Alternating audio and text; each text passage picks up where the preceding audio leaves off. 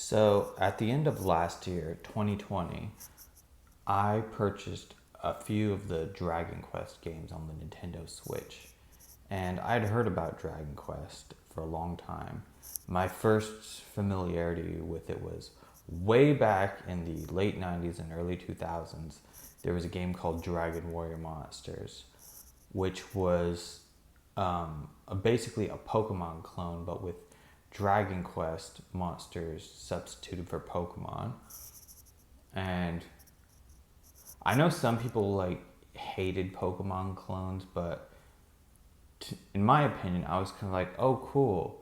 I wanted another Pokemon game. This is kind of like it.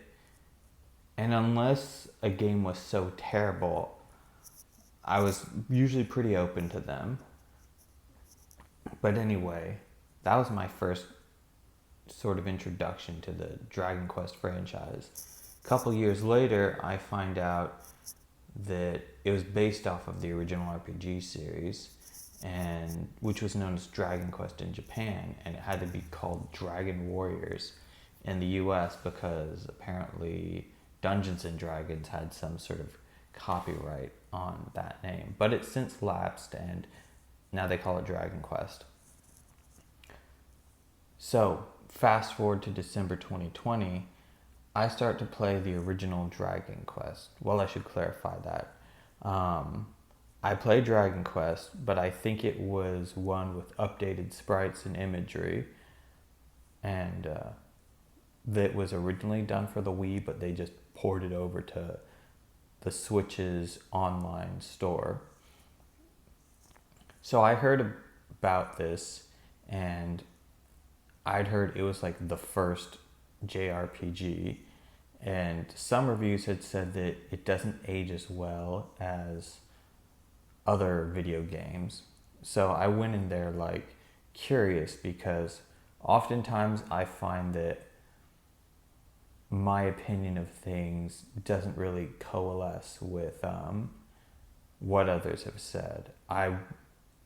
I tend to like some games which other people will criticize, and that was kind of the case with this one. So I had fun playing it.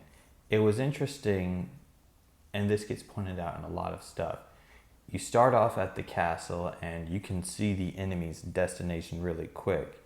And you've got to wonder if Satoshi Tajiri kind of got the idea of the Pokemon League being so close in Viridian City from Dragon Quest. Like, oh, hey, look, it's the final thing, but you can't go there just yet.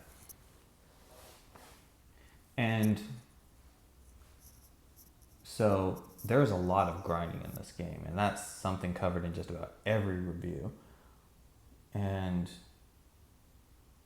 it's funny, you have to grind, and the monsters can be tough when you go to one new area. But the thing is, one of the things they place a great emphasis on is buying a new armor in order to be able to go to the next region. And one of the things that's kind of a handicap is how many potions or healing herbs in this game that you can have with you. So you can buy a bunch of healing herb. Well, I think it's something like 10. And you can go into a particular area and you can grind and you can start to level up, but you've got to go back again. And it's one thing that some people can be, find pretty tiring. But I guess the incentive of when you level up, all right, I got a new level. If I keep doing this more, I'll get stronger and it'll be easier and I can move on to the next challenge. That's a pretty good incentive. Now, it wasn't until really in 1998. Now, this video is supposed to be about Dragon Quest, but it is kind of about JRPGs and, the turn-based ones and their acceptance in the US versus their acceptance in Japan. So, when Dragon Quest was first brought over to the US, it was such a big hit in Japan, they expected the same thing to happen in the US. That wasn't the case. turn-based RPGs for video games really didn't take off until Pokemon became a huge thing. I know some people be like, that's sacrosanct, Final Fantasy VII. I'm like, point well taken. But anyway, like, it was the ability to, I think the ability to take Pokemon around with you in a Game Boy, and your friends would seem like, hey, what's that? And you're like, oh, try it out. I know that's how it was for me. And you're like, this is pretty rad. And I want to get this. I want to get a Game Boy. I want to get Pokemon. And then as the years ensued, RPGs became more and more accepted. But it took about 10 years for the turn-based RPG to really, get its teeth into American players. Whereas in Japan, it almost seemed effortless. I think the kind of, gap would be, it was such a new thing, people didn't know what to make of it, but the game developer solved this by publishing instructions in like Shonen Jump or something. I forget exactly which publication it was. And they're like, oh, okay. And, took off like wildfire. Now, one of the things, like, it begs the question, why did it take off so much in Japan? And why did it take a lot of work and effort to get JRPGs or turn-based RPGs accepted in America?